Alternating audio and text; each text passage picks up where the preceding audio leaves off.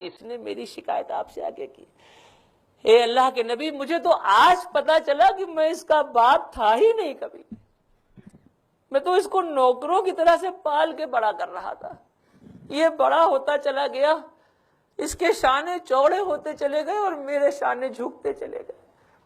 اے اللہ کے نبی مجھے آج احساس ہو گیا کہ یہ میرا بیٹا نہیں ہے, میں تو اس کا نوکر ہوں. لیکن اے اللہ کے نبی یہ کم سے کم اتنا ہی سوچ لیتا کہ میں اس کا پڑوسی ہوں, میری شکایت تو آ کے آپ سے نہ کرتا. اے اللہ کے نبی آج مر جانے کا لمحہ ہے کہ دعاؤں سے, منتوں سے, مرادوں سے میں نے اس کو مانگ کے پال کے اتنا بڑا کیا, اور آج یہ میری شکایت کرنے کے لیے آپ سے آیا ہے. اللہ کے نبی کا یہ عالم تھا کہ اللہ کے نبی نے یہ جملے سنے تو غصے سے بے قابو ہو گئے. صحابہ کرام کہتے ہیں کہ شاید پوری زندگی کے چند لمحے ایسے ہوں گے جس میں اللہ کے نبی کو کبھی غصہ آیا ہوگا, لیکن یہ موقع تھا کہ آپ صلی اللہ علیہ وسلم نے اس صحابی کے دامن کو پکڑا اور اسے جھٹکا دیا اور کہا چلا جاؤ یہاں سے, دور ہو جاؤ میری نظروں سے, خبردار تمہارا جو کچھ بھی ہے تمہارے باپ کا ہے, آج کے بعد کبھی اس کے بارے میں انگلی نہ اٹھانا.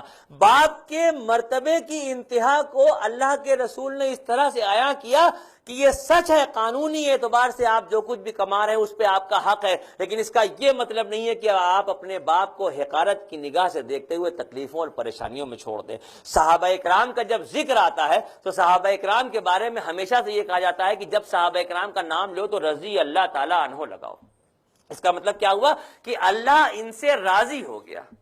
ہمارے علم میں جو چیز ہے وہ یہ بتائی گئی ہے کہ سارے کے سہارے صحابی بخشے بخشائے جنتی ہیں, ان کا کنفرمیشن اللہ کی طرف سے. یہ آپ سب جانتے ہیں اس بات کو کہ نہیں جانتے ہیں؟ ایک خاتون اللہ کے نبی کی خدمت میں حاضر ہو رہی ہیں, تصور کیجئے گا, وہ منظر دیکھے گا, نظارہ آپ کو دکھے گا. ایک خاتون اللہ کی خدمت میں حاضر ہو رہی ہیں, وہ کہتی ہیں اے اللہ کے نبی میرے شوہر کا نام القبہ ہے, آپ کا صحابی رسول ہے. بیوی کہہ رہی ہیں اللہ کے رسول سے اے اللہ کے نبی میرے شوہر کا نام القبہ ہے, صحابی رسول ہے, نمازوں کا پابند ہے, نیک عمل کرنے والا ہے, لوگوں سے اچھے سے بات کرتا ہے, لیکن اس وقت وہ بے انتہا شدت کی تکلیف میں مبتلا ہے اور اس کو موت نہیں آ رہی ہے. آپ صلی اللہ علیہ وسلم نے فرمایا کہ اس کے ماں باپ میں کوئی زندہ ہیں؟ تو معلوم ہے باپ کا انتقال ہو چکا ہے, ماں زندہ ہے. ایک صحابی کو حکم ہوا کہ جاؤ اس کی ماں کو بلا کے لاؤ, اس کی ماں سے کہنا کہ اللہ کے نبی نے بلایا ہے, وہ آتی ہے یا میں وہاں پہ چل کے جاؤں. بوڑھی عورت کو یہ پیغام ملا تو اس نے کہا یہ تو میرے نصیب جاگے کہ اللہ کے نبی نے مجھے یاد کیا ہے, میں خود چلتی ہوں, اللہ کے نبی کہاں یہاں تشریف لائیں گے. وہ خوشی خوشی اللہ کے نبی کی خدمت میں آ گئی. اسے نہیں پتا کہ کیوں بلایا جا رہا ہے, کیا معاملہ ہے. جب وہ بوڑھی عورت اللہ کے نبی کے سامنے آ کے کھڑی ہوئی, آپ صلی اللہ علیہ وسلم نے پوچھا کہ القبہ تمہارا بیٹا ہے؟ کہا یا رسول اللہ میرا بیٹا ہے. کہا تمہیں معلوم ہے کہ وہ اس وقت کس تکلیف میں مبتلا ہے؟ کہا یا رسول اللہ ہم کو پتا ہے کہ وہ کس تکلیف میں مبتلا ہے.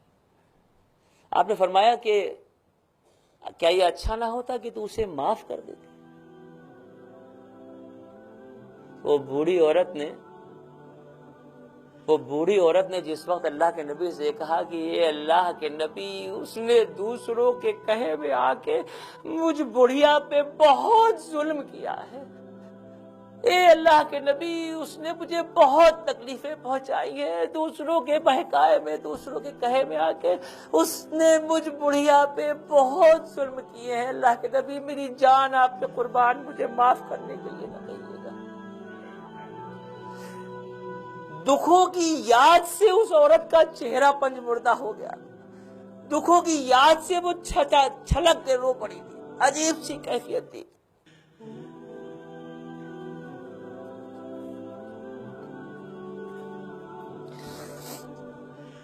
آپ صلی اللہ علیہ وسلم نے فرمایا اگر معاف کر دیتی تو زیادہ بہتر تھا.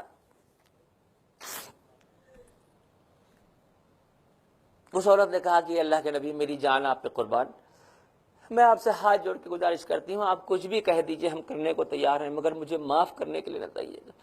اس کے دکھوں کو, اس کی تکلیفوں کو میں بھلا نہیں سکتی, اور جب میں بھلا نہیں سکتی تو میں معاف بھی نہیں کروں گی. آپ صلی اللہ علیہ وسلم نے حضرت بلال کو حکم دیا جاؤ سوکھی لکڑیاں جمع کر کے لاؤ, ان لکڑیوں میں آگ لگاؤ, جب شعلے بھڑکنے لگیں, آگ جل اٹھے تو اس کے بیٹے القبہ کو اس آگ میں ڈال دو. صحابی رسول کا ذکر ہو رہا ہے, کسی جوانی شرابی کی بات نہیں ہو رہی ہے, اس بات کو دل میں رکھیے گا. جیسے ہی یہ جملہ سنا کہ جلتی ہوئی آگ میں اس بیٹے کو ڈالنے کی بات ہو رہی ہے تو ماں کی چیخ نکل گئی. اس نے کہا یا رسول اللہ آپ میرے بیٹے کو اس آگ میں ڈال دیں گے؟ آپ نے فرمایا کہ جو لڑکا، جو بندہ، جو انسان دنیا میں اپنی ماں کو تکلیفیں پہنچائے اور ماں اسے معاف نہ کرے، قیامت کے دن اس کا حساب کتاب ہی نہیں ہوگا. ہر سال حج کرتے رہو، ہر سال عمرے کرتے رہو، ہر سال نمازیں پڑھتے رہو، کچھ بھی کرتے رہو، اگر کوئی شخص ایسا ہے کہ جس کی ماں اس سے ناراض ہے اور ماں اگر اسے معاف نہیں کرے گی تو پھر اس کا قیامت میں حساب کتاب ہی نہیں. یہ جملہ سننا تھا کہ ماں کی چیخ نکل گئی. اس نے کہا اے اللہ کے نبی، میرے لاڈلے کو، میری اولاد کو، اس نے جو کچھ بھی کیا میں اس کو معاف کرتی ہوں، آپ اسے آگ کے شعلوں میں نہ ڈالیے. اے اللہ کے نبی، میں آپ کو گواہ بنا کے کہتی ہوں کہ میں نے اس کو معاف کیا. جیسے ہی یہ جملہ اور اس بوڑھی عورت کی زبان سے نکلا ہے تو ایک آدمی گیا، معلوم کیا تو پتا چلا کہ تیماردار بتاتے ہیں کہ ابھی اچانک نہ جانے کیا ہوا اور القبا کی زبان پہ کلمہ جاری ہوا اور اس کی روح